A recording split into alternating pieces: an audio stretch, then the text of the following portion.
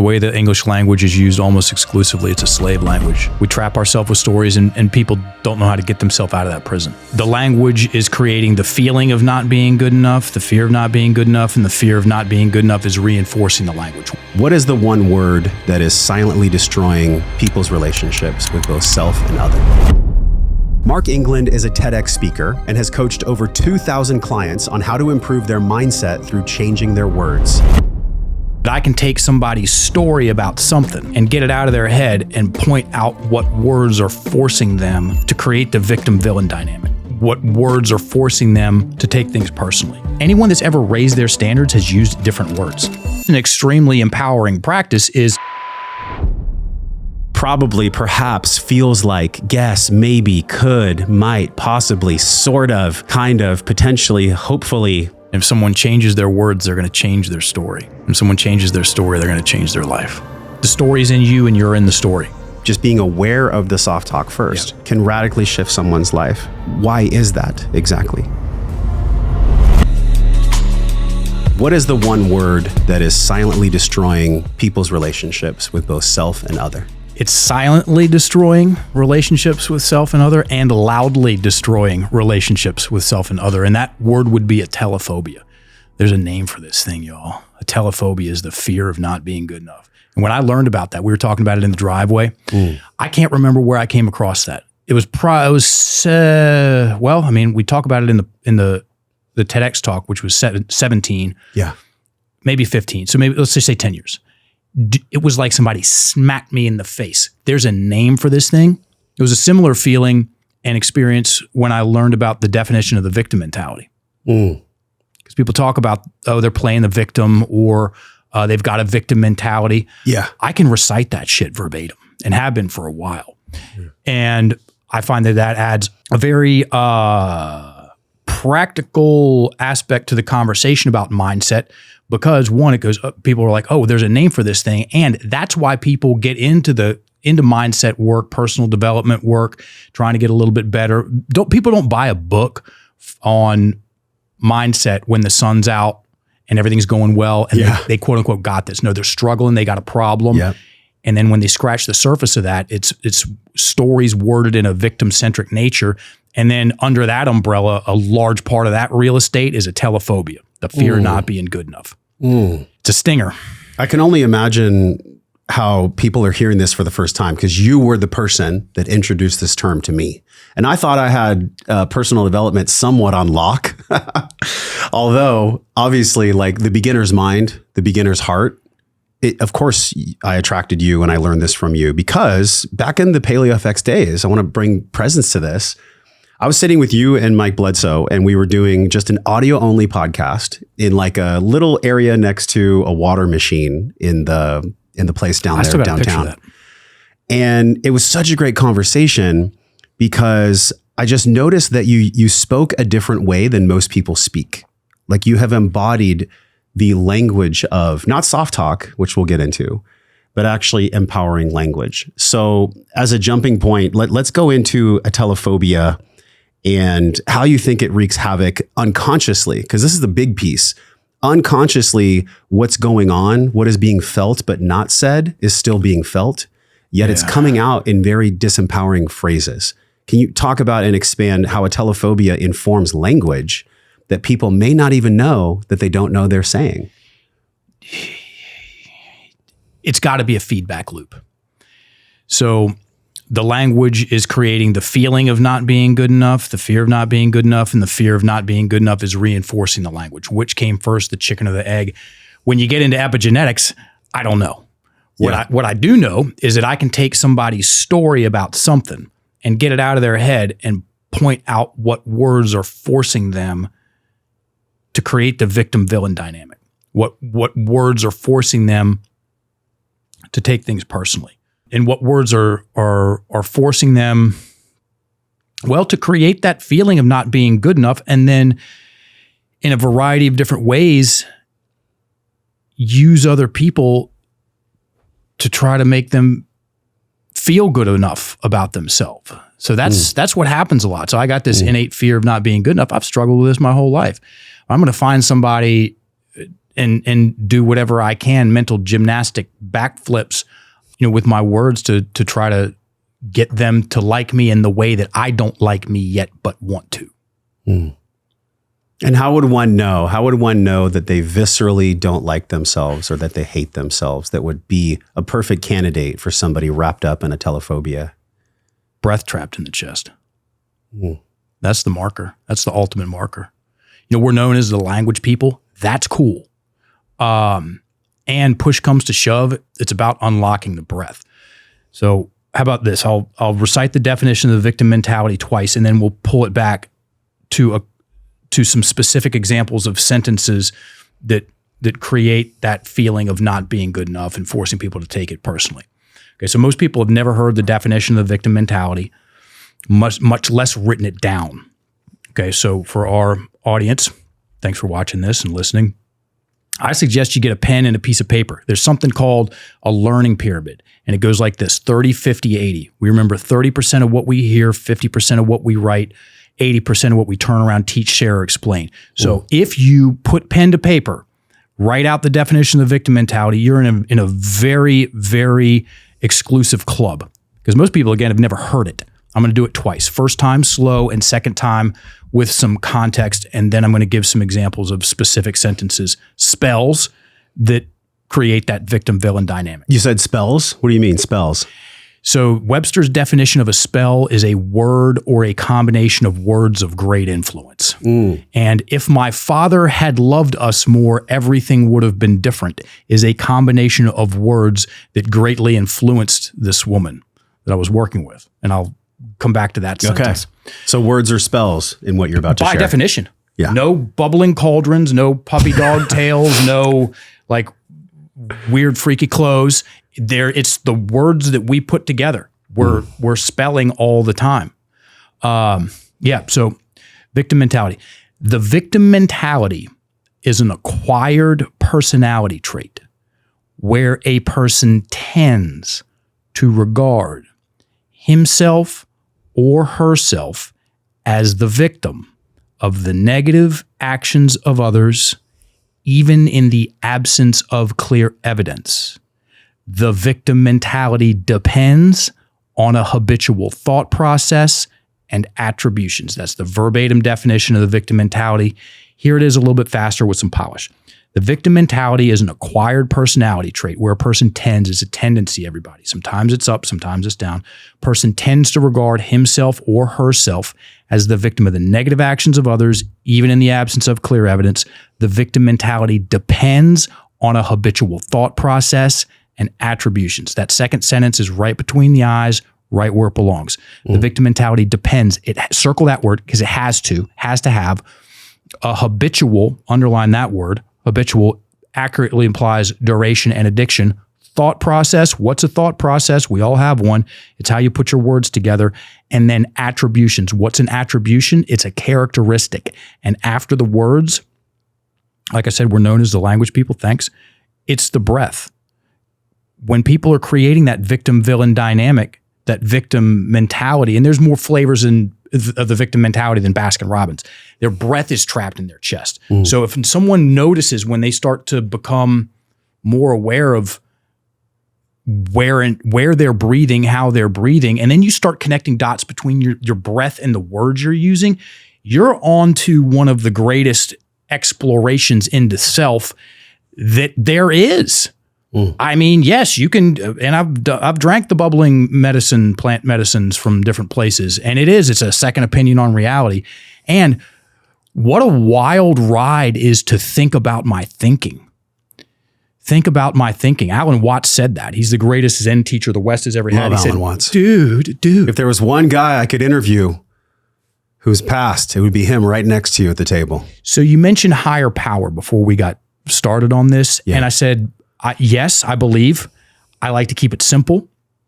And whenever I want to zoom out, because life can zoom you in, whenever I want to zoom out, I put on Alan Watts Chill Step on YouTube. So it's just this lo-fi, cool chill step in the background. Yeah. And then they'll drop Alan Watts bombs in the middle of it. And it's just, I zoom out and softness arrives. It's the best. It's the best. Yeah. Unattachment. I listen to the same. Really? Yeah. That makes sense. Yeah. We'll have to trade some codes on Dude, that. I'm all about it. I'm all about it. And so, that last word, attributions, it's characteristic, breath. We like to help people breathe better, because when they breathe better, and this can get into a conversation about how about effective coaching versus ineffective coaching? How about Luke Skywalker coaching versus Obi-Wan Kenobi coaching? We can talk about that. We're not here. We don't at Enlifted. We don't have answers for people. Okay, that to me is the original sin of coaching, is thinking that I have to have all the right answers for somebody. Now we got good questions. We got good questions, and we have a way to help people get those scary stories out of their head and written down and aired out to unlock the breath, to create that space and clarity. We're there to create space and clarity. And that's partly experienced with the breath. The breath unlocks. When the breath unlocks, the picture zooms out and you go from the participant to the observer. And when you know how to do that, you don't have to have Instagram quotes. You don't have to motivate your clients. You don't have to be a smarty pants coach. 1-800, I got all the right answers for your life hotline coach. That's coaching hell. That sucks. I tried it. And so there are language patterns. There are certain words that are in people's language. And when I mean language, I mean internal dialogue and external dialogue. What we think, what we say, what we write. And people aren't aware of them. And it's not a deservance issue. It's definitely not an intelligence issue. It's simply an education issue. We didn't learn this stuff in high school English class. I didn't learn how to use my words. Did you? To use your words to stay focused on what's important and keep the drama low and build yourself up in your imagination and create feelings of confidence and competence. And while you're at it, unlock your breath, get you out of those upregulated stress states. So you're breathing low and slow, which turns you into a good listener, which is half of all foundations for relationships, listening. Yeah. So if good listening equals good relationships and good breathing equals good listening, then good breathing equals good relationships. This is what drove me to breathwork in 2016. Dude. Literally, it's tattooed on. I've never talked. Actually, I haven't talked about this in a long time. You might appreciate this because I see you have some tattoos. I got some ink. On my arm, I'm not trying to flex, y'all. It's a good gun. Se posso respirare, posso scegliere, which in Italian means if I can breathe, I can choose. I was dealing with severe anxiety. I was definitely a victim, I thought, at that moment of a telephobia. And when I found Mark Divine in SEALFIT, I realized that I was laying in a room with a bunch of special forces operators, and I had this weird liquid coming out of my eyes that was salty. And I'm like, what is this? So the breath was unlocking all these things. That's been a 10-year plus journey. I went on to have a Breathe Breath and Wellness program and coach 1,000 students. So like when you say breath, wow, let's just take a deep breath on that. The way in which I was modeled a lack of breath by my parental influence, and not even in a victim vibration, I think essentially most people are modeled an improper breathing pattern, definitely communication skills that are very disempowering, combined with a lack of breath, like you said, trapped in the upper chest, not having the skill of breathing while someone else is talking, which makes them a incapacitated listener. Basically, they're waiting for somebody to stop talking so they can talk. This is a Molotov cocktail for disconnection, Mark. This has to come up in every coaching session, every online program, and every vein of your work, this disconnection from self through the lack of breath, which then creates the disempowering language. Is this a common thread?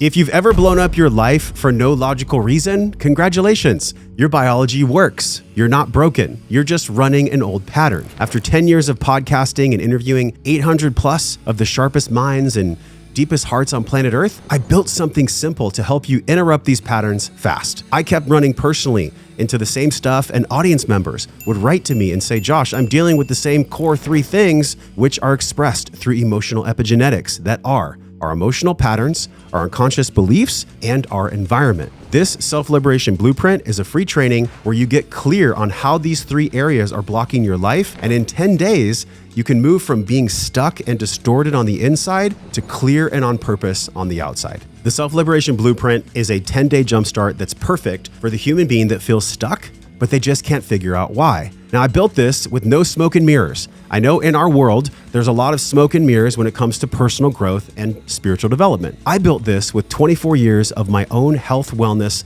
and personal development life experience. So I can save you money and save you time and start getting your results as quickly as possible. On your first day, you're going to go right into a self-assessment where we know exactly where you are and exactly where you get to be. We're going to take you through a dream vision process and specific breath work to create your life vision that you desire in the future as if it's here right now. All of this is free because I'm here to give it to you as a mentor in the same way that my mentors gave it to me. It is purely just my gift to you. You also get free access to the Liberated Life Tribe, a community of people like you and I that are actually doing the inner work instead of just pretending that they're fine. By the time you're done, you're going to know exactly where you are in your wellness pentagon, physically, emotionally, mentally, spiritually, and financially. And you're going to have a map, a mindful action plan to move from clarity instead of distortion. This is not therapy for people that are broken. You're not broken. You're just bioenergetically burdened. And I'm here to tell you that removing these burdens is possible. And I believe you can do it. You don't need fixing. You just get to have a clear starting point and a plan that actually works with your biology. If you're ready to move forward with your life without forcing it, join me inside the Self-Liberation Blueprint by heading over to liberatedlife.com. Come join us. It's the most common thread. It's the universally common thread. And then from there, of course, you're going to go find somebody and beat them over the head with a story. What kind of story? What do you mean? You did this to me, or the victim story. Yeah. And all of it. And on that note, man, so we'll get to the specific sentence spell here in a second. Yeah, dude, breathing model. We inherit our parents' breathing patterns. That's an inheritance. Most people only like to think about inheritance if it's some extra cash when your parents croak. No, we inherit the words they use. We inherit our parents' language. We inherit their parents' breathing patterns. Yeah. And I used to teach elementary school PE, and you could tell it's very common for a child's grades to slip when there's drama at home. Yeah. So there's drama at home, also known as, let's say, arguing or just tension. That you could cut it with a knife thing. What is that? That's everybody holding their breath. And because of entrainment, the parents are stronger they're stronger energetically and more dominant than the kids. And so through entrainment, the kids, they model when someone's like, oh, tight, like you walk into a room and someone says something and you're like, oh God, everybody's breath locks up like that. And then that becomes the default setting for someone's breath on an unconscious level. Oh, by the way, their parents' words are rattling around in their head. And then they go to school and they're expected to learn, study, and their breath is in their chest and they're just spinning in their head, replaying this. It's taking up all their mental real estate. So amygdala hijack is just a fancy word for stress response. When someone's breath is trapped in their chest, their listening skills tank. They lose access to their peripheral vision. That's what that tunnel vision is. And so there's a whole cascade of mechanical problems or issues when someone's in that stress response. And this woman came in and she was very self-aware. She goes, I've had the same relationship with 5 different men. She's about 35. I've had the same relationship with 5 different men. And I had her pick one of those examples, one of those guys, and go into it in detail. And par for the course, it's not always, it's almost always, the more detailed someone gets, the devil's in the details, the more detailed somebody gets going into a story, the stronger the emotional reaction gets. And so by the time she was giving specific examples of this particular guy out of the 5, she had this just crushing pressure in her chest. And I said, when I asked her, because a lot of times the stuff in our adult life, it's coming from back there. I said, when was the first time you ever felt that? And that pressure in your chest. And she snapped back. She goes, that reminds me of when my parents sat me down when I was 7 and at the kitchen table and told us they were getting a divorce. And so we went into that story, and guess what? People keep those scary stories up here. Psychological and emotional indigestion is a very real thing. Stories kept in the head, they don't go nowheres, man. What is psychological and emotional indigestion? Yeah, imagine. So psychological, some effects of it, effects replaying the same story over and over and over again, breath trapped in the chest, tight shoulders, and a story is dominating your mental real estate, and it keeps hijacking you out of the present. How important is presence when it comes to good relationships, by the way? Everything. Everything. So those are all symptoms of psychological and emotional indigestion.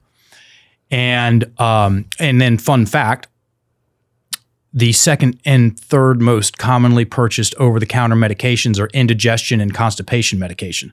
In my opinion, is because people's heads are on fire, their breath is trapped in their chest, and people don't digest things all that well or do all that great either when they're in these constant stress states. Yeah. A lot of that's coming down to the story they're telling themselves, which is mindset. Well, that's the Enlifted definition of mindset. We'll get to the other ones here in a second.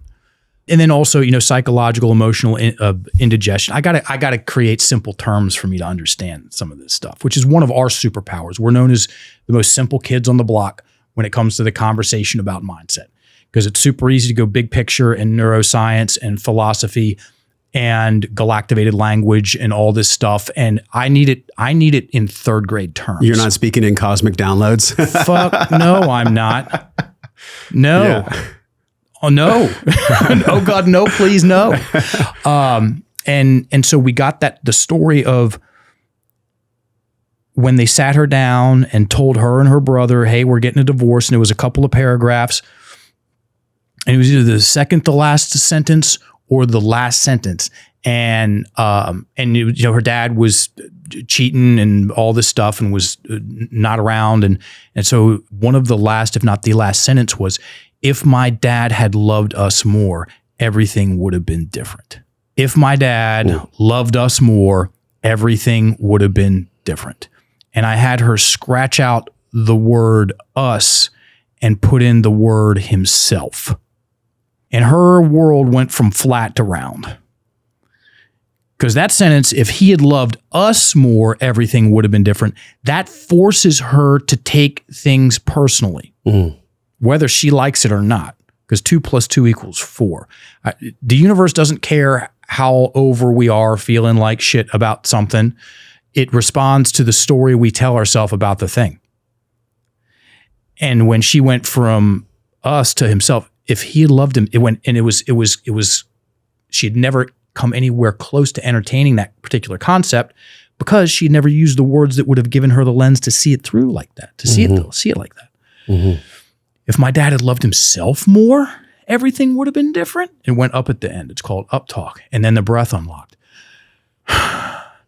It's true. It's true. He was hating himself the whole time. And then she just dogpiled. He had such a hard childhood. And then all the water coming out of her face. Yeah. And then she goes, I actually feel some compassion for him. I've never felt any compassion for my father ever. Because the words wouldn't let her get there to that compassionate state. Yeah. And I'm not saying that that's the goal, because one of our get out of jail free cards at Enlifted is we don't teach right or wrong. We don't teach good and bad. We don't nothing like that. We teach awareness and creation. And if someone, we help people play with their words. Your mom said, don't play with your food. We're telling you, play with your words until you find the combination of words that's going to unlock that thing. Ooh, this is so good. In your TEDx talk, you mentioned a phrase, and I heard it in Half Baked first, which is this old school stoner movie. It's abracadabra. Oh, this phrase, it's on the screen right now, y'all. Abracadabra, Aramaic etymology roots, ancient Semitic language, closely related to Hebrew, that emerged around the 10th or 11th centuries BCE in the Middle East. With my word I create, or with my word I influence. Is that what was happening right there with her? Were you using abracadabra? And if so, how? We're always using abracadabra because we're always using our words to create descriptions, perspectives.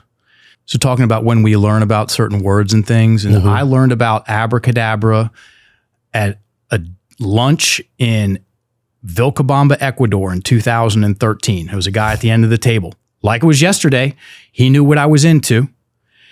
And he goes, hey, Mark, you know what abracadabra means? And I go, magic. And he goes, no. It's Aramaic. They used to triangulate it. They used to wear it around their neck to remind them of the power and the mechanism of the spoken word. Are you wearing it now? Fuck yeah, I am. Ah. And so this is an Aramaic tablet that you're wearing. yeah. Uh-huh. Shout out to William Author Jewelry. So William Author Jewelry, known as Wild Bill the Jeweler, he's on top of a lot of things. He's one of our coaches and a badass jeweler. He made, did you see the spirit keys that Paul Check came out with? Yes. He made those. Okay. So this is William Author's Jewelry. We'll zoom in on that. Yeah, zoom in on that. All right. And they would triangulate Abracadabra and wear it around their neck, like I said, to remind them of the power and the mechanism of the spoken word. And when I learned about that, it was you know, when a very important piece of the puzzle falls into place, it was like that. Yeah. The last time I experienced that was when a student told me about Kydland's Law, which we can get into here in a second. Okay. I'm curious about Kydland's Law is super fucking cool. Does it relate to Abracadabra as well? Yes, it does. Okay. And it massively relates to being able to work on your mindset. So I might own the record for the most definitions of mindset read in a single sitting. I sat down and read 143 definitions of mindset in one sitting. And you'd think about something that gets talked about as much as it does, there'd be a standard definition. There's not. There's a lot of them out there. And they go from, interesting to massively complicated, borderline sinister. Here's a fun exercise. Go grab somebody who's really big into mindset, because that's how people talk about it. And hey, what's the definition? What is mindset?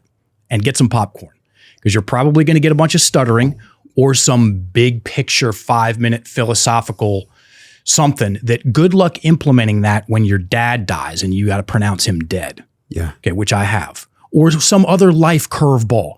So we've got 6 definitions of mindset here. Right. The last one it'll be the last one because we'll go back and forth, is from the American Psychological Association. And I'm going to show you what shows up, what complication creates. Okay. Might get me in a little trouble, but you want me to read the first 3? Yeah, you read the first one and then I'll read the first one. All right, dictionary.com, mindset, the established set of attitudes held by someone. Cool. They only get better. This is from the Cambridge Dictionary. A person's way of thinking and their opinions. Verywell.com. Mindset is a set of beliefs that shape how you make sense of the world and yourself. Yeah, that's exactly what I was like, hey, meh. Yeah. This is from writingcommons.org. Mindset refers to a person or community's way of feeling, thinking, and acting about a topic. You want me to do the Wikipedia one? This one's Yes. a lot more verbose. Wikipedia has a tendency to be verbose. A mindset, also known as mentally, especially when considered as biased and closed-minded, refers to an established set of attitudes of a person or group concerning culture, values, philosophy, frame of reference, outlook, or disposition. Seems like word salad to me. Bro, how are you good? Let's say you're a mindset coach. We're just whipping up a word salad on Wikipedia. Dude, it's like, hey, Steve, come here. I want you to come up with the definition of mindset and make that shit complicated as hell, and we'll confuse people. Basically. And then we'll get to, we'll really get to get word. Yeah. And dude, so you're a mindset coach and that's your understanding of what mindset is. How am I going to work on somebody's that? My personal favorite. This is from the American Psychological Association, which is not far off from the American Psychiatric Association. Wow, I think you're the first guest that's ever brought a DSM-5 to the studio. You know what makes this funny? I'm the last guy that someone would think that would own one of these things. Okay. Just because of, well, a lot of it's by nature and nurture, how simple I am. That right there, bro. Here's the definition, the American Psychological Association definition of mindset. A state of mind that influences how people think about and then enact their goal-directed activities in ways that may systematically promote or interfere with optimal functioning. How are you going to help me with that? Yeah, I don't know. Where do you start? So the point of this is if you want to work on something, you need to know what it is. Your mindset, your client's mindset is the story that they tell themselves. And that story is made of words. And if you're going to work on a story, if you're going to help someone change the story they tell themselves, you're going to be using different words. You're going to get down to the word level. It's just that simple if you want to create transformation. If you want a variety of other things, you start with a very complicated definition, and then you can hit people over the head with this. So what would you, not that your kids would go to, let's say you're an average parent and your doctor says, your child has, flipping through one of these things is a fucking nuts, dude. Yeah, there's a lot in there. Your child has selective mutism. What would you say? Oh no, my child has selective mutism. When they don't feel good or safe to share, they don't share. That's what I would say.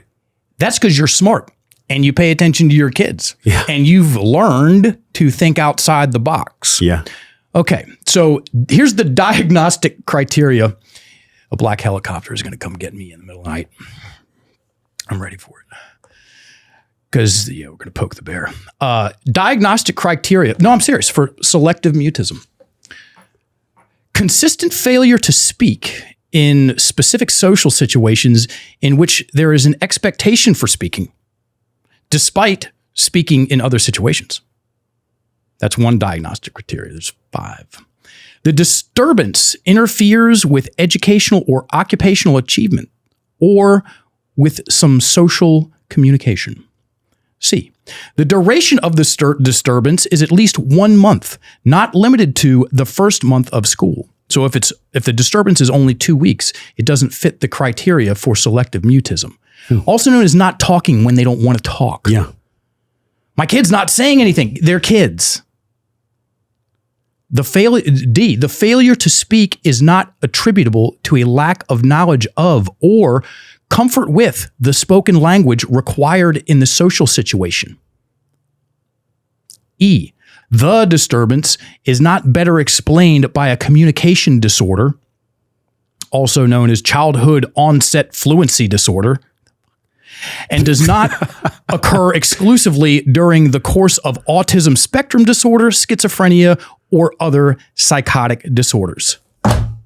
Dude, you know what you can do when you're armed with, you can control people. You can also push a lot of pills and make trillions of dollars. Dude, pick that fucking thing up. Yeah, you could do some chest presses, bicep curls with that. Yeah. The thing that blows me away about how you've connected these, what I consider to be almost computerized models of mindset, is that it created a whole industry that keeps people sick and stuck. The trauma industrial complex. The trauma, it's got a name, the trauma industrial complex. Bro. This complex is actually also quite simple. Complicated, see? Uh-huh. No, it makes... this is the 5th model. I'm sure there's going to be 6 and 7 and 8. The complexity to which many people start to speak and even understand things. I had mentioned this to you off camera. I'll say it now. I heard this definition of intelligence and it was and stupidity, and it was so profound. Stupidity is when you take simple things and you make them complex, but intelligence is when you simplify complexity. To me, that's not intelligence. That's just information. I think to really be intelligent, one has an embodiment to themselves. They may wear an abracadabra necklace or not, but there's a certain way in which they have a cadence of speaking. One thing I noticed with you is when I'm talking, I can see you breathing. I can see you being present. This is a skill that you've honed over 20 years plus. But the challenge and my question is that with all this information that's out there in the world and the way in which people have been parentally modeled to speak and also societally modeled to speak, where is the point where we pause the tape and just ask each other the profound question of, what hasn't worked continues to not work anymore in the way that we disconnect from ourselves and others.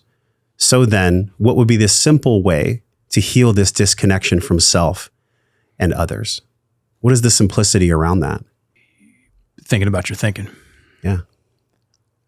Will you hand me that soft talk challenge? So let's hold that to the camera so they can see it. So if you're in the car, here you watch do it. on, okay, if you're in the car, watch on YouTube, because this is the soft talk challenge that you're looking at right here. And when you join Mark's programs, do they get a plaque when they join? But they can buy one from Sparkwood. Okay. Craft. Well, this is definitely going to be on my wall if you leave it for me. This is so good. I love this. The soft talk challenge. Let's go into soft talk. Let's go into soft talk. And then the challenge, and then how it's simple to heal all this complexity. I mean, that's arguably the point. Most people think that the answer to their problems, which are so big and complicated, the answer has to be equally big and complicated. And most of the time it's not. The solution to complication is simplicity. So when you have a simple definition of mindset is the story that you tell yourself. Okay, and that story is made of words. Cool. What words are doing what? Now, we've been doing this for a while now, and the Soft Talk Challenge is now famous. Soft talk is the gateway drug to the rest of the words, because out of the 4 pillars of conflict language, which is the thought processes that it's the language that forces the victim mentality. You've got negations, you've got projections, you've got dramatics, you've got soft talk. Those are the 4 table legs for the words that most of the words that people use to create the victim villain dynamic. Soft talk is the easiest place to start because that's where the least amount of emotional charge is. Maybe I'm drinking too much coffee. Oh yeah, maybe. No, I am. Okay. It's almost like I never let my wife finish a sentence. Take out the almost, like I never let my wife finish a sentence. And then if you really studied up, you can go never. Well, it's not never. It's often though. That's more accurate. So that's another thing. We don't go for right and wrong. We go for accuracy. And so you get the soft talk out of there, and then you can address the dramatics. Never, always, really, fully. I often interrupt my wife. And now you've got something that you can work on, as opposed to, well, maybe I'm doing this, maybe I'm not. You can use that to wiggle out of shit. This is, and it gets deep and it's chronic. I promise you, all you coaches or people that are getting in just the people that are already coaching, these words are in your client's language and they're very easy to pluck out. You know, I guess I could get a home gym like Josh Trent's. Got a nice home gym, by the way. Take out the guess. I could get a home gym like Josh Trent's. Take out could, put in can. I can. Stick a because on it because I've got the space and, I mean, blah, blah, blah, blah. I can. And then, so you talk yourself into stuff. This is an extremely empowering practice, is playing with your words, learning what words to use more of, what words to use less of, only if you want to dismantle the victim mentality. Because I don't know if we were recording or not. If somebody wants to light their life on fire, that's their business. I'm getting out of the way. I've found that it's a profound waste of time for me to want something more for someone than they do. Okay. So I just meet them where they're at. And if anyone walks into our conversation, I am assuming something. And so that right there, someone will get more out of that. Okay. So let's externalize the challenge. So you saw him hold those up. Josh, will you read each one of those words? And everybody, get your pen, get your paper, and write these words 5 on a clean sheet of paper, 5 times larger than you normally write. It's going to get your attention, the reticular activating system, and put it on your fridge and leave it there for 30 days and watch what happens. And if you want me to reshare it, I will. Take a picture of it, post it on Instagram, tag me at Enlifted Coaches, and I will reshare that shit. So Josh is going to read each one of these words, and I want you to write them down, all caps, 5 times larger than you normally write. Before I read this, what is soft talk in a sentence so that people can understand? I think I'm self-sabotaging myself again. It creates ambiguity about what I'm doing. And most of the time, people know what they're doing. If those words are in their language, they're going to have a hard time taking responsibility for their own actions. Yeah. Okay. And then how are you going to change something? I told you this when I first met you, that you unlocked soft talk for me in a way that my team, my podcast was transformed from forever. So that's not soft talk. That's direct language. It's not that it probably was, or maybe it was. When I came across soft talk from you, I had always wondered why I was irritated by people's speak and the words that they would selectively place in for ambiguous terms so that they wouldn't have to take responsibility for the words they were speaking. And it used to really upset me to the point where even in calls, I would say, we don't say try as a team. We say I'm learning. And it actually came into my family. It just happened yesterday with Naya. She was trying to turn on the blender and she says, I can't, Daddy, I can't. And I said, we don't say I can't in this family. We say I'm learning. I just got chills saying that right now. It's like, so it brings up emotion to me too. As it should. Just the way in which we are casted from spells and the way in which society and parental model, not to blame them, just to observe them, has put forth this communication style that's so ambiguous and so disempowering, such that the entire world is a victim of it and it's they don't a slave even know language. it. The way the English language is used almost exclusively, it's a slave language. We're going to get to that. Let's read the words. Yeah. Probably, perhaps, feels like, guess, maybe, could, might, possibly, sort of, kind of, potentially, hopefully, try, one day, should, and almost like. I mean, this challenge will be a challenge for people. It's practical, y'all. Your life will change. This is not a reductionistic statement. Your life will change once you take an emotional inventory of the words you speak that are right here, and we also have them on the screen. It's true. And then from there, you'll start connecting dots with other words and other outcomes. And then you're off to the races. Maybe I should get a divorce. Maybe I should look at pornography and my usage of it. Maybe I should eat less food. The best is when someone says, I'm gonna kind of really sort of try to be there at 3. I'll do my best. I'll kind of try. I check my team. I still use soft talk. Do you still catch yourself in soft talk moments, or are you pretty hygienically soft talk free? Interesting word. It's very rare. I hear everything that comes out of my mouth, and another get out of jail free card. If I didn't want it there, if I don't want it there, I clean it up just like that. Yeah. Maybe we need to. No, we need to. We're going to. The biggest one so it's a real time edit. And let me say this: sometimes there's a time and a place for maybe. Okay. Sometimes there's a time. So it's the conscious use of it. It's the awareness of it. So once again, right and wrong. Never use these. No, the amount of times that someone's come up to me and said, "You used a negation. You said can't." I'm like, I never said that we can't use these words. It's the conscious use. Sometimes instructing negations are fantastic. Okay, and so you'll say something in the affirmative, say it in with negation, and then say it in the affirmative. So it's a teaching sandwich. Okay, I want you to grip the ball like this.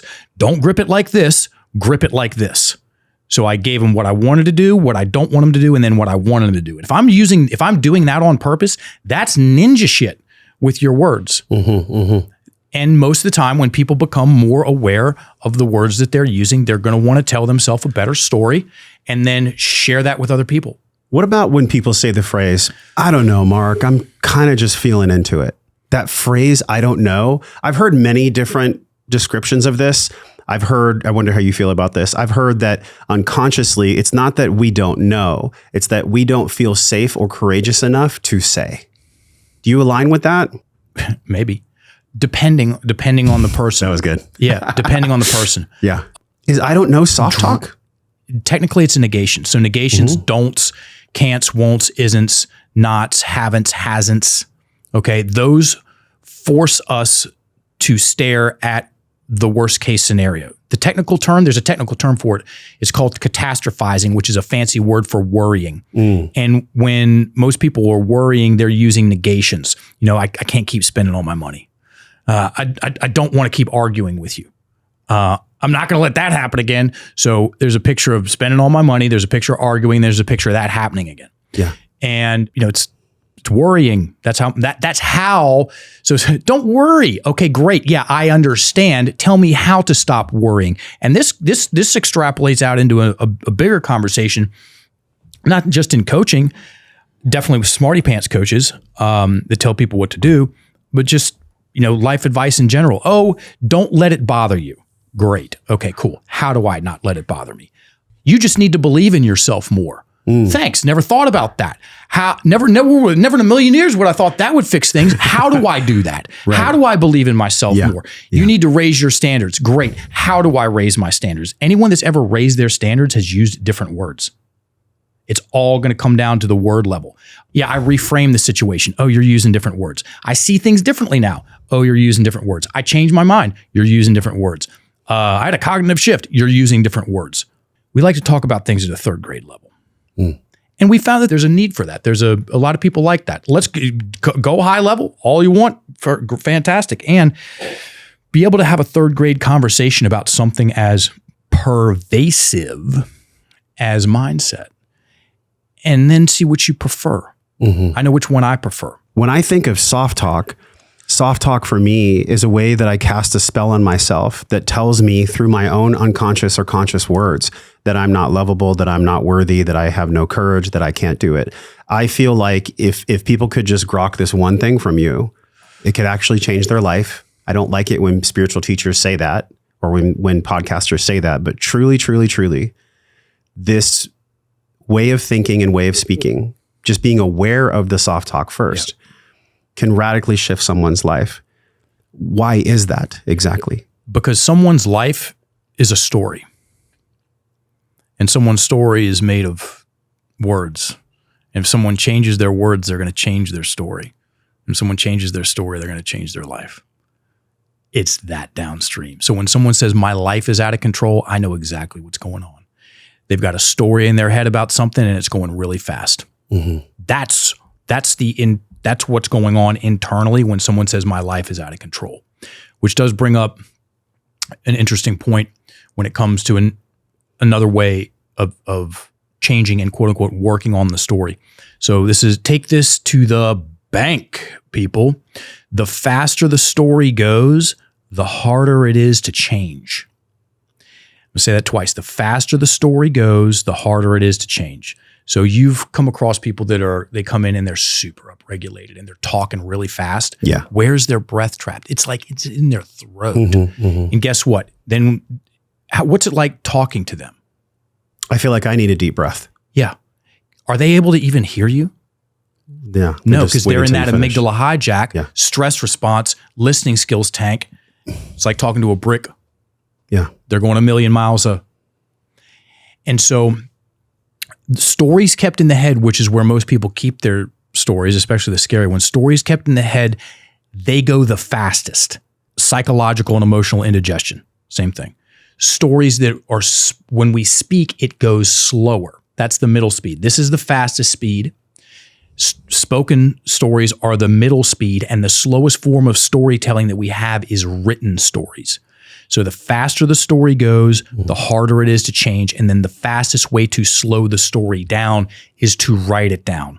And there's a lot of benefit to getting stories written down. So stories kept in the head swirl. They're seemingly infinite. Where do they start? Where do they stop? There's the worst part again. Ouch. Yeah. And they're extremely disorganized. They don't show up like a written story. It's just these little fragments of sentences and flashes of pictures. Stories written down are externalized. They're finite. Okay, there's the first word. There's the last word. They're very organized compared to stories that are in the head. And they're also still. And from there, you can do a lot of great things with the story that people are telling themselves. You said something that I wrote down. You said identity can be a noun prison. Dude. You said to see ourselves as human process is freedom. Yeah. Can you give us a reframe on that? People solidify things that are in motion. My trauma. Nobody ever talks about my sadness, okay, or my anger. It's my trauma.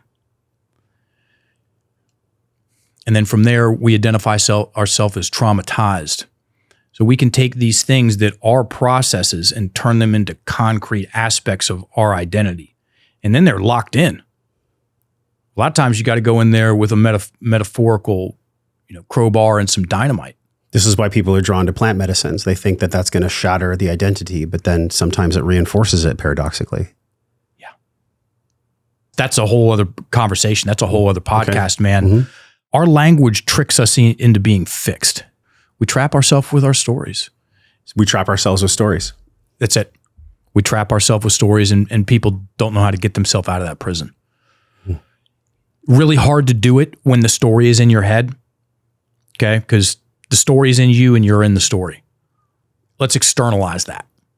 Externalize the story and then air it out, unlock the breath in context to the story. And there's a way we go about doing that. And it's not rocket science. Once the story is written down, here it is. Once the story is written down, it's 4 steps.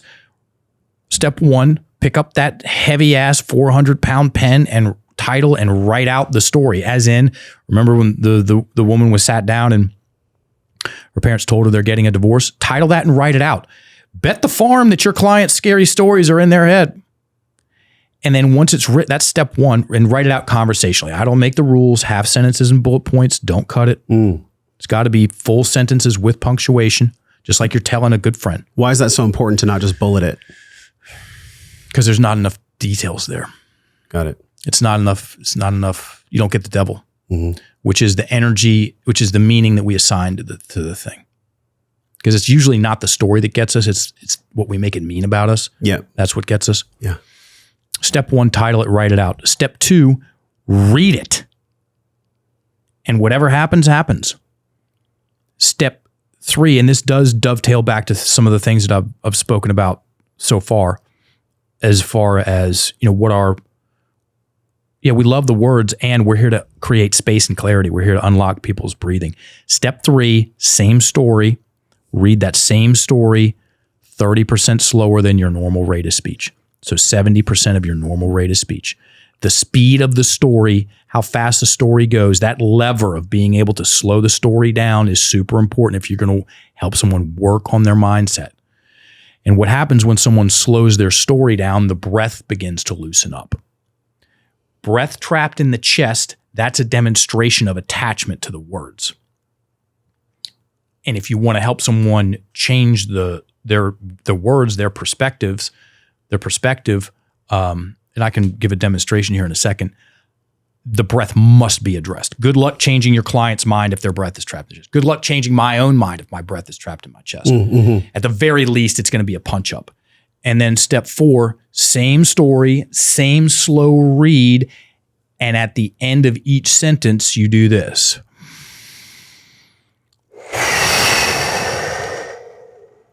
And what that does, story kept in the head, breath trapped in the chest. Picture in your face. Wherever you look, there it is. The story's in you, you're in the story. Title it, write it out, and unlock the breath. It's mechanical. As the breath descends, the picture zooms out. And you go from the participant to the observer. And that one tool that I just talked about right there, it's called 4-stepping. That's the primary tool of Enlifted. There is no close secondary tool. So what did we do with that woman that I've had the same relationship with 5 different men? We got into those stories. There was a handful of them. One of them was when they told her they were getting a divorce. All of those stories had been in her head and been driving these patterns. We 4-stepped them. So unlock the breath, and then you go in and tinker with the words. If my dad had loved us more, everything would have been different. If somebody's breath is up here, they're attached to those words. Let's make it easy on them. Let's get the breath down here and then go, take this one out and put that one in. What happens? Boom.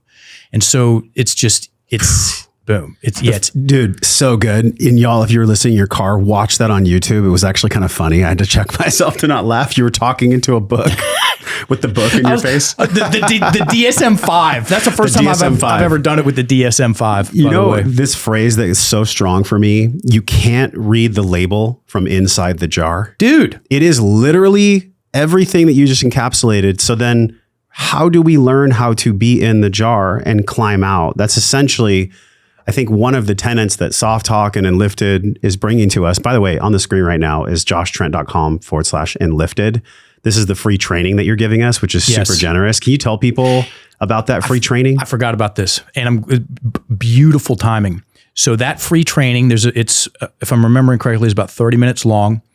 10 minutes of it, I'm talking about mindset. A lot of the stuff I've said in here, and then we take 3 different people, 3 different stories, and 4-step. So the exact same thing that I just described right here, we do with 3 different people, 3 different stories, same outcome, which is space and clarity, which is unlocking their breath, which is them zooming out. So the Enlifted definition, go grab a coach and say, hey, what's the definition of a breakthrough? Get some popcorn there too. You're probably going to get a big picture, philosophical something, or stutters. The definition of an Enlifted level 1 breakthrough is taking someone from the participant to the observer. Story in the head, breath in the chest, relentless participant. Time does not apply to the emotional body. That shit's just as live as when it happened when they were 7. 4-step that story, and it zooms it out, unlocks the breath, descends, zooms it out, and now they go to the observer of it. And I know how to do that mechanically. I don't have to try to inspire them. I don't have to have any wise answers for them. No inspirational quotes from Instagram. I'm working on the mechanics. It's like somebody came in to your cool ass home gym and said, I want to work on my back squat. And you tried to pep talk them.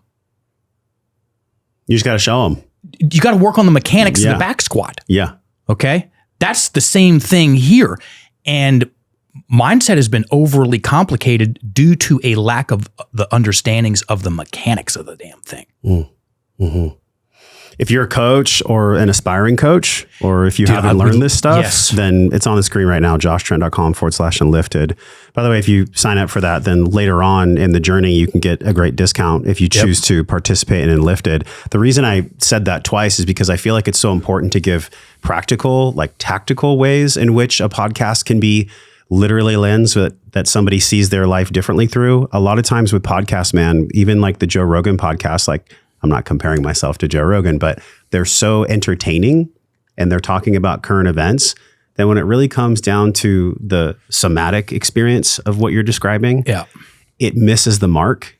And so y'all, please don't let this podcast slip you by as just something that you're entertaining. I mean, it is entertaining, especially when you held the book up, but like actually use this, joshtrent.com/enlifted, because gosh, man, how many lives have you changed at this point?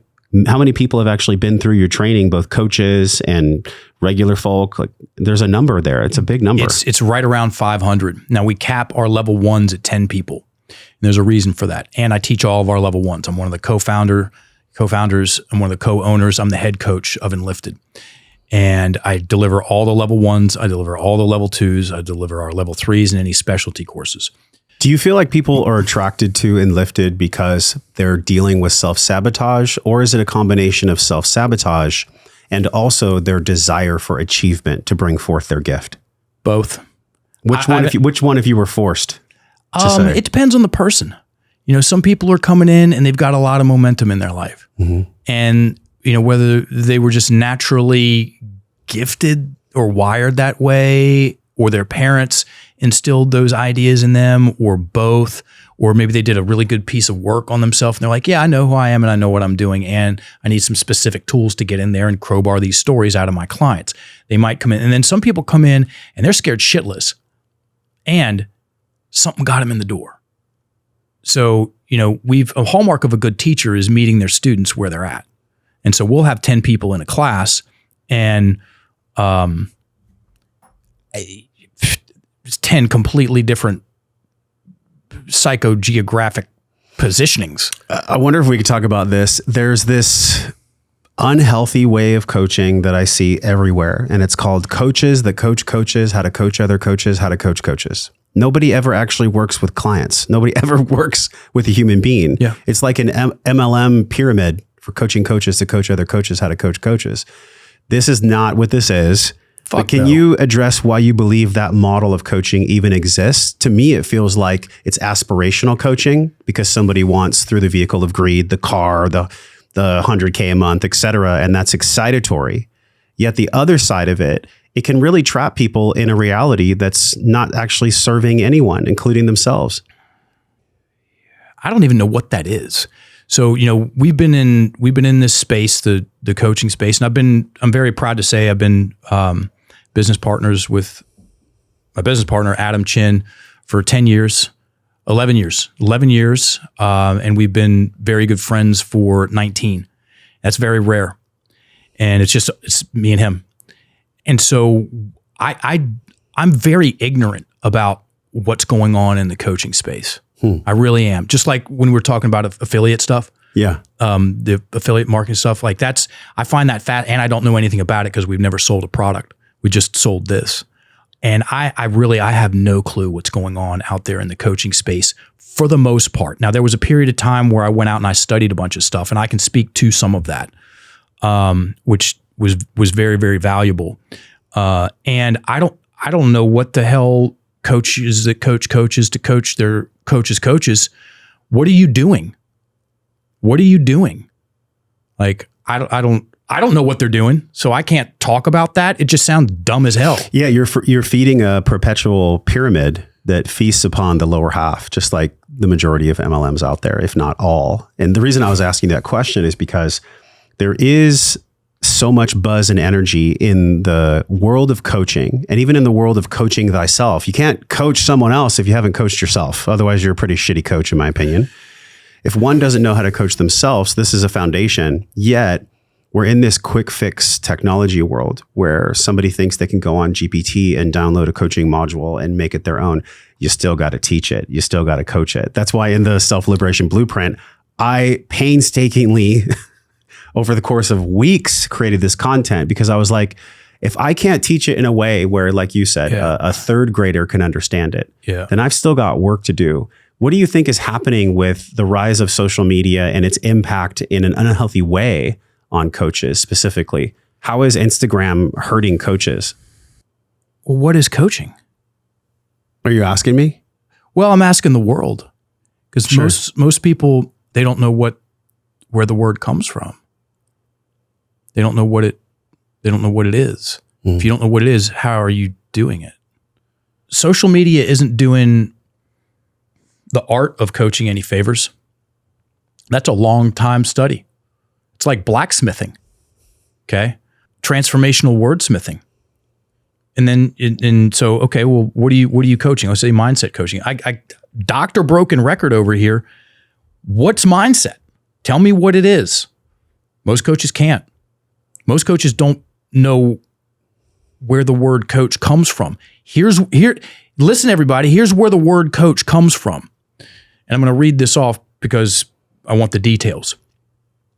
The word coach has a surprisingly literal history that began in a small village in Hungary and eventually shifted from a mode of transportation to a metaphor for personal growth.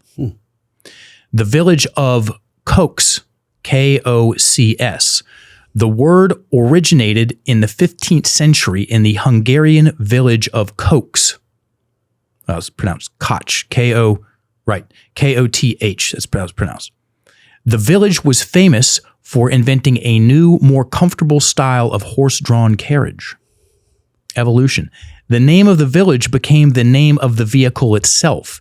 As the design spread across Europe, the word was adapted into German, Couch, French, Cochet, I didn't read that right, and eventually English, coach, in the 1550s. So the word coach, as we say it today, spelled the way we spell it today, goes back to the 1550s. For nearly 300 years, a coach was strictly a vehicle. However, in the 1830s, students at Oxford University began using the word as slang for a private tutor. The metaphor. Just as a carriage carried a passenger to their destination, a tutor carried a student through the bumps of a difficult exam. By 1849, the word was officially being used as a verb, meaning to instruct or prepare someone for an exam. Enter the world of sports. It didn't take long for the term to jump from academics to athletics. 1861. I bet this is the biggest deep dive on the word coach that's ever been done on the internet. In the 1861, in the first recorded instance of the word being used to describe someone who trains athletes for a competition.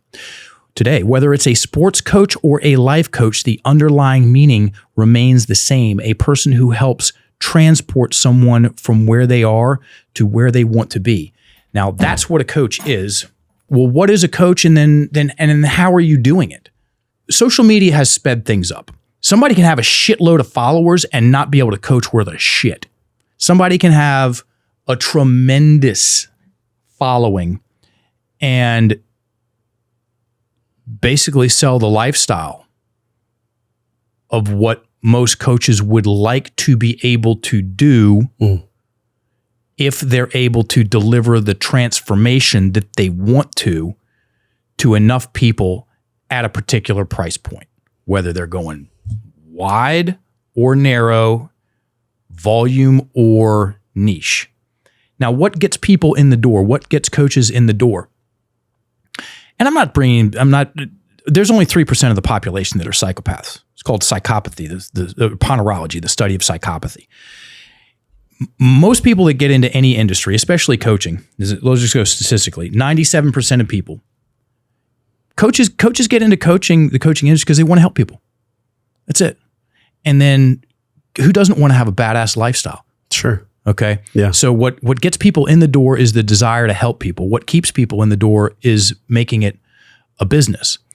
And the internet and social media can definitely create a warped view of who's doing what.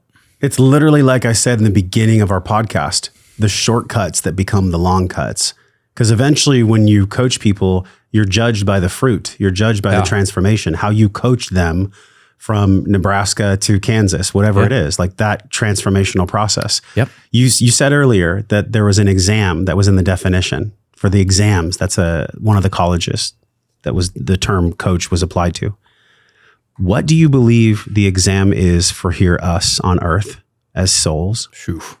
And how might that exam call forth genuine coaching now in this time in 2026?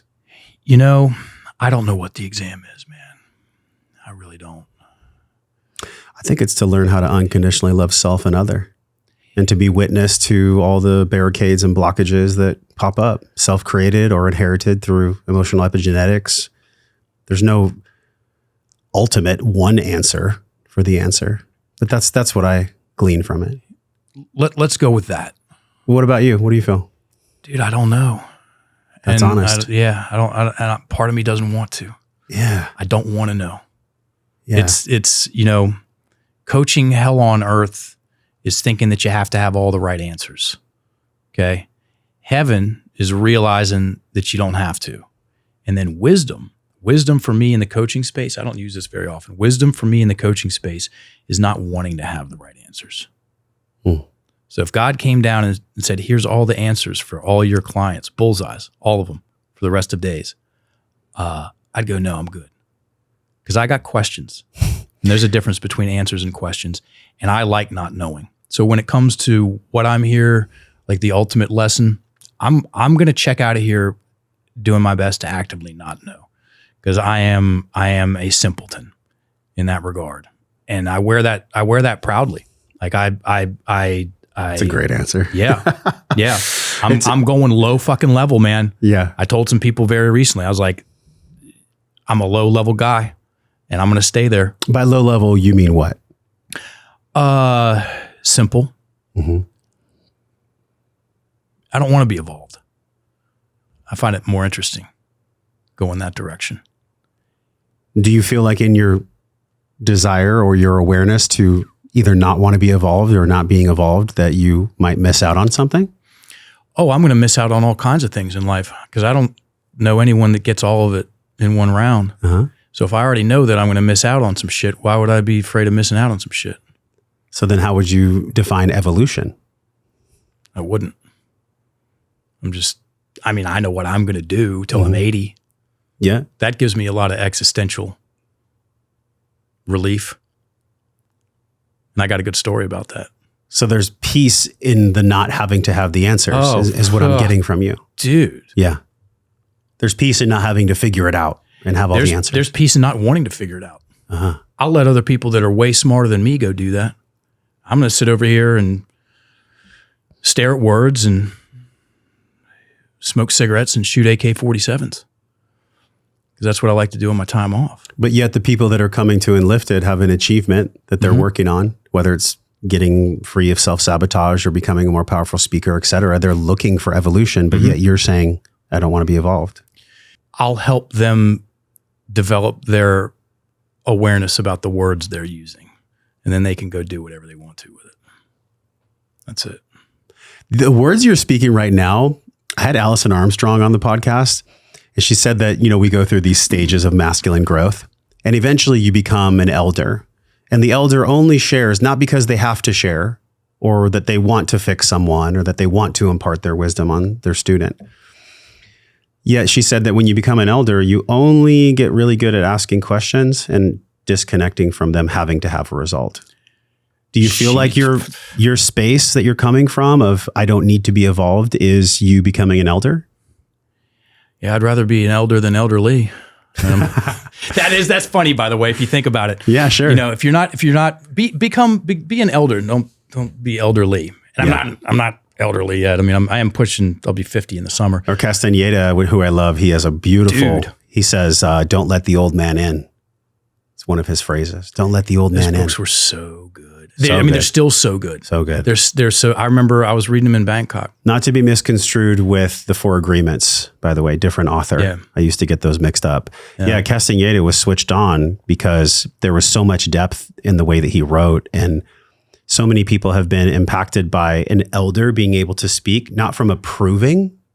They don't have to prove themselves. There's nothing you have to evolve into. It's almost like you're resting back in your wisdom and awareness rather than feeling the need to teach it. Yet paradoxically, you're out here on a podcast and you're sharing your wisdom. So how do you make sense of that? I don't. I just observe it. I swear to God. So what propels you and what fuels you to keep moving forward? Discipline and curiosity.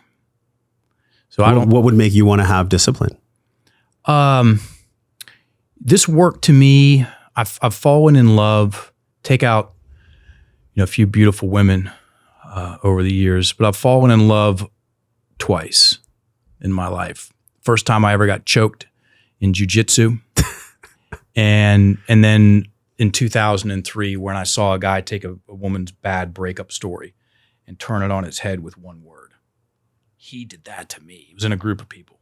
And he goes, after he loosened the thing up, take out the word me and put in himself. He did that to himself?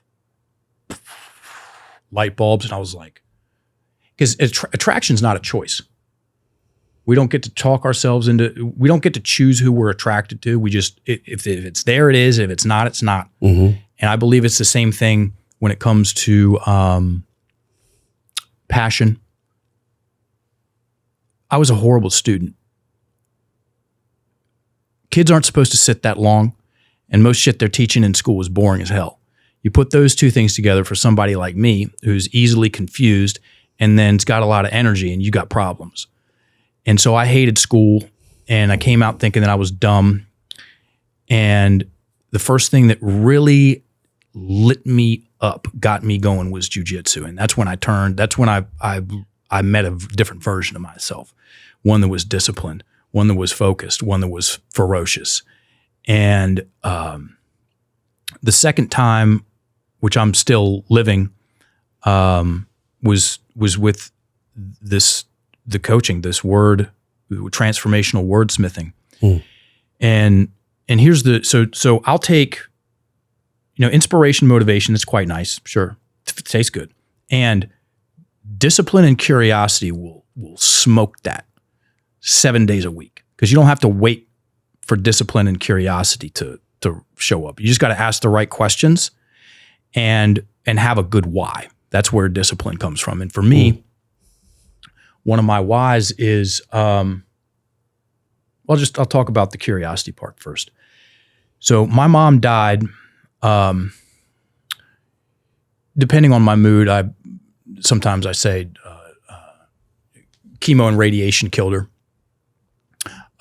She used to use Johnson & Johnson's talcum powder. It was a class action lawsuit because they knew that gave women ovarian cancer. She used that her whole life, and she got ovarian cancer and died. She wasn't a part of that class action lawsuit, but I'm pretty damn sure. And then the chemo and radiation and surgery didn't help, and so I watched her die a miserable death over 18 months when I was 20, which I'm very grateful for now. It took a long time, we'll say that. I got a check from an insurance payout after I had been in the game for 4 years. So I went pro January 17th, 2007. That's when I put my flyer up at this spa, health and wellness spa on the island of the Gulf of Thailand, Koh Samui, at a place called the Spa. It was hopping, dude. And as soon as I put my flyer up, I got busy, and I've stayed full-time since. And I took that check, and I traveled around the world. This was about 4 or 5 years after I'd been doing this work. And I went and studied I got to 8 of the 9 founders of the systems that most impressed me that I knew of. Okay, because there's a lot of stuff out there that's really badass and works, and I don't know about it. And so I'm telling a story that shores up some, you can call them points, you can call them opinions that I have about the coaching space. And what a 50-year goal has done for me as far as almost extinguishing my desire for big picture philosophical, spiritual questions. Richard Bandler was one of them. So I go and do my practitioner training, 5-day NLP practitioner training with him in 2011 in London. And I go back in 2012 and do the 7-day master practitioner training with him in London. And I'm not saying this about NLP. I'm just saying this about that particular training. Mm-hmm. It was trash, which definitely informed how I teach now. One of the reasons that it was trash is because there was over 1,000 people there, and all I had to do was walk up to the front desk in the morning and sign my name, and I could turn around and walk out, and I would have gotten that piece of paper. We'll leave it at that. I was already doing well with what I was doing, well enough. I had a very consistent practice, and I paid close attention to what was going on, and I was connecting dots, and my clients were getting results.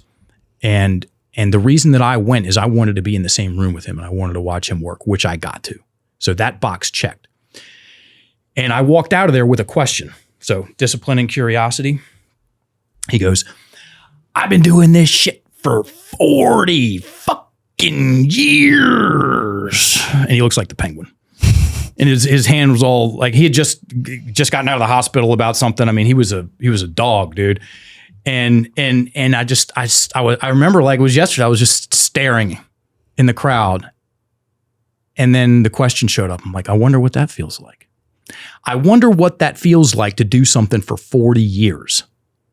And punchline, there's only one way to figure that out.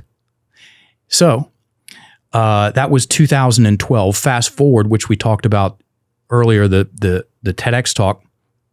Fast forward to 2017, and we get the call for TEDx RVA. And at the time, the most people I'd spoken in front of was 300. This was now 1,800 in my hometown, broadcast to 150,000 people live around Virginia, recorded and put on the internet forever, regardless of how well you do. Don't fuck up. And TEDx RVA, they did 5 TEDx's.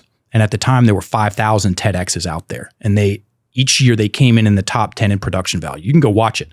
It's phenomenal production value. And so we got the call 3 months out and we started preparing. My business partner was in. And there's a reason I'm telling this story too, is professionals prepare. Professionals prepare. Amateurs wing it. Mm-hmm. When it comes to presentations, amateurs die a miserable death of thinking, I'll know what to say when I get up there. No, you won't. And so 3 months to prepare, we worked on the script for a month, and then I rehearsed it somewhere between 80 and 85 times. And I walked out on there and I delivered that talk, which I wouldn't do now, from memory, and I hit every single word. That scares me to think about that now. I wouldn't do it that way now. Anyway, we knocked that shit out of the park. I come back, I walk off stage, I go out the emergency exit, go back to my hotel room, open the door, shut the door, sit on the bed, lock the door, stare at the wall, and the wall pixelates. I'm in an altered state. And I see the path. And I go, I commit. And I remembered Richard Bandler saying that 40 years ago, I'm going to do it for 50. So I pulled out my calendar, and my last day on the job, it's in my calendar. January 17th, 2057. I have a 50-year goal. And so because I'm going to do that, I don't need to figure out so much what happens when I die, because I'm going to do what I'm supposed to do while I'm here. And I know that that's it. That's one of the best stories that wraps up a foundation of who you are and how you speak and what your beliefs are that I think I've ever heard. Because so much of development for myself has been about what can I expand into and how can I get to the whats and the whys that make me go through my own identity transformation process. There is some elegance. There is some elegance in not having to know the answers and not having to know the why, just connecting to essentially what it feels like you connected to was essentially your dharma. If you want to use that phrase, I'll use that phrase. Your dharmic path in that moment spoke that. To you. Not everybody can do the work to be able to get to that clarity where dharma is completely undeniable. It was undeniable for you in that moment. Yes. Yes. You said it. You can remember it. It pixelated. You said, if somebody is feeling the lack or feeling the vacuum of not knowing their dharma, not knowing where to begin, do they get to start with language?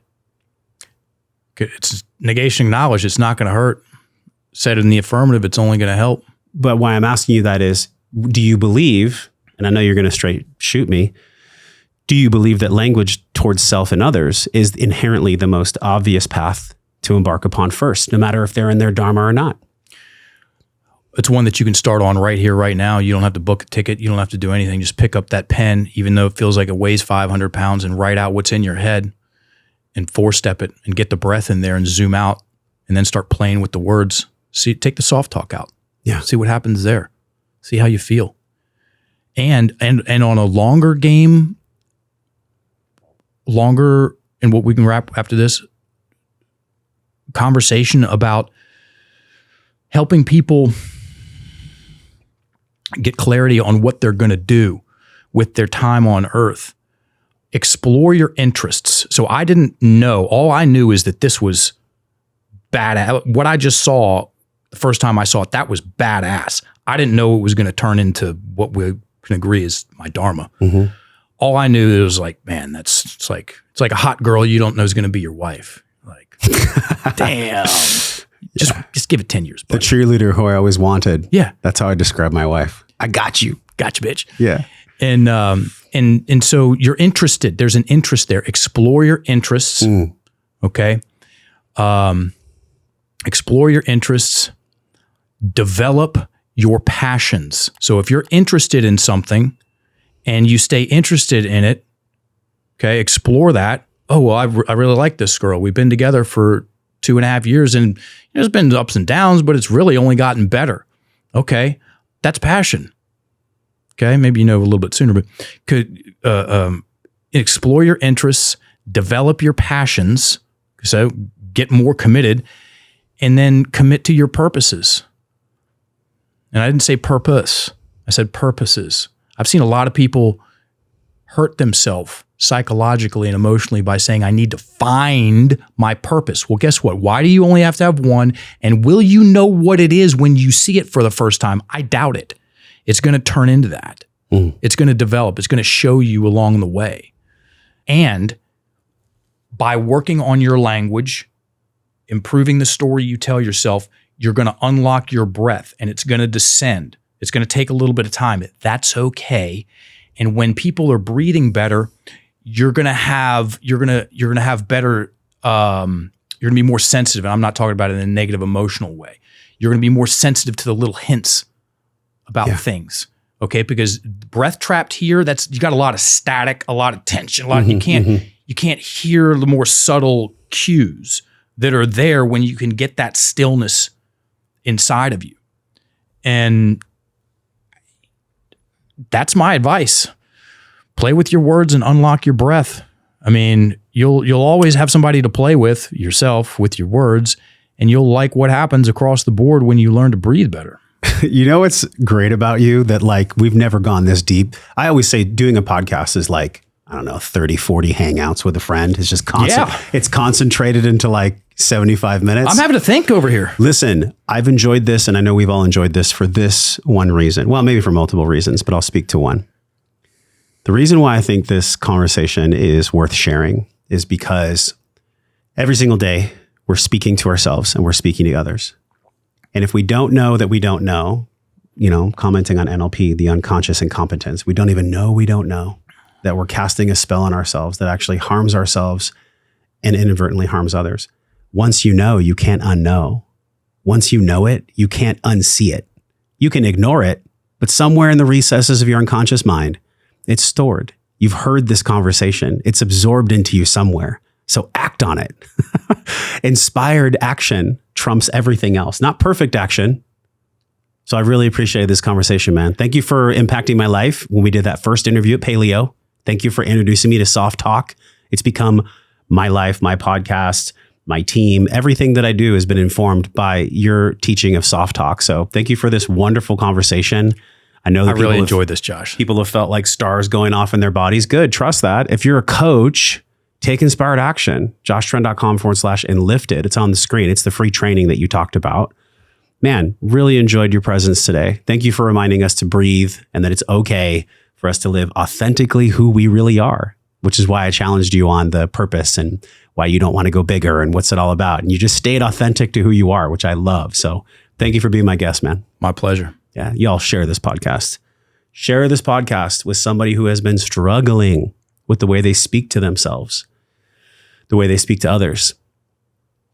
It's literally life-changing. And I don't say that, well, I do say that metaphorically, but I also say it tactfully in your heart. You know that the words you're saying to yourself in some way have been harmful. And I think it's a lifelong process, if I can say that myself, which I will.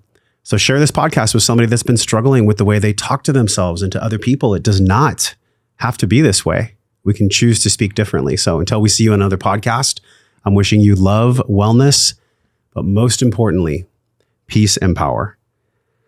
I and we cannot have power unless it comes from peace, unless we're breathing, unless we're present. So we'll talk to you guys next week. Peace.